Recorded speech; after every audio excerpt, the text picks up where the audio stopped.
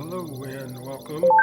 I'm going to do something a little different that I normally don't do, and that is commentate on this last game because I used a technique in this game that is very dangerous to use because your opponent can take advantage of what I did. Before I show you what I did, let's just talk about what's happening. So he breaks on the game, and but he didn't sink anything in. But he did do a good break. I will give him that. So I took advantage of the fact, and I started going for what I thought was his easiest balls, which were the low balls, or you may call them solids. But then I put myself in a little predicament by hiding myself behind one of his balls. So this is where this technique started to come in. So I said to myself, okay, I don't want to shoot in that direction because you have the black 8-ball pinned up against the corner pocket.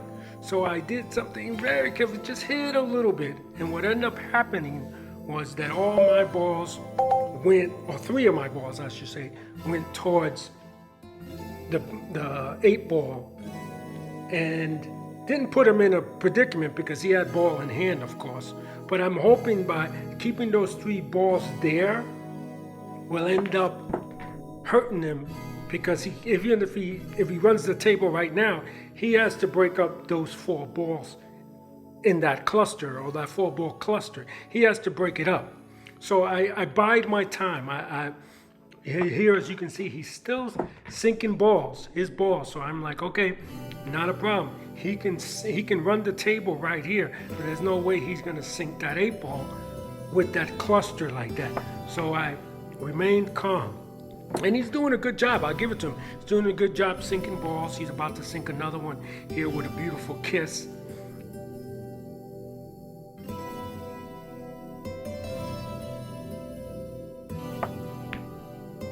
Yeah. So he sank that ball good. He's got only 3 more balls to go. And he's doing good for himself. But as long as I have that cluster there, I know I'm still in this game. This is not going to be a runoff. So he's doing a good job. Like I say, he was a good opponent. He's doing a good job. He's got 2 more balls to go. His balls are clustered. And but this is where I start to think to myself, okay, now he's entered another ball into this cluster, which is great for me. So I start to say, okay, it's time for me to start sinking the balls that I can sink. So I start off with the what looks like the 2-ball. Yeah, got that in. I got the 1 ball there in the corner. Gonna do good. Gonna be sure to hit it very soft, not to break up that cluster that I have going there, because that cluster is what's helping me. Now, here's where it's going to get fun. So what do I do here? I'm thinking, as you can see me, I'm thinking, what should I do? Should I try a combo? And I do. Very very lightly, and now I make it a 4-ball. This is the thing here. You don't want to hit the ball hard. You don't want to scatter these balls everywhere. But here's where I started really thinking. If I break that up now, and I sink the 8-ball, he wins. If I break that up and I don't sink any balls, he wins because he's got 2 more balls to get in. Even though you can say, some people may say it's tie right now, right? 2 balls for him, 2 balls for me. But it's still a situation where I don't want to get, I don't want to get myself in trouble. So I don't do anything. I let him come in and he decides what he's going to do, and he made the right decision. Rather than break up that cluster there and maybe not get a ball in, he goes for the ball that's easiest to get, which was the same technique I'm doing. So I'm playing someone that has the same kind of smarts as me. But this is where he goes wrong. He's thinking to himself, what do I do now? I need to break up this cluster. And that's why my technique worked. So he tries to break up the cluster, doesn't do it.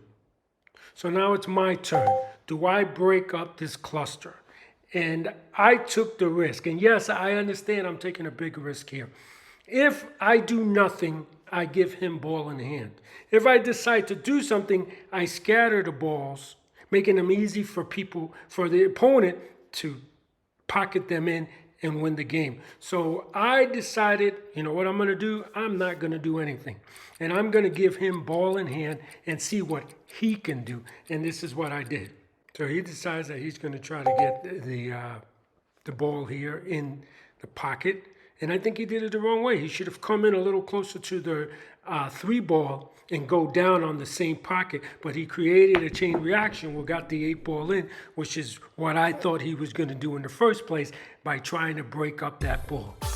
Be sure to subscribe, like, share, and comment. Thank you for watching. Bye now. Be sure to subscribe to my channel if you haven't already, because subscribing makes you feel good.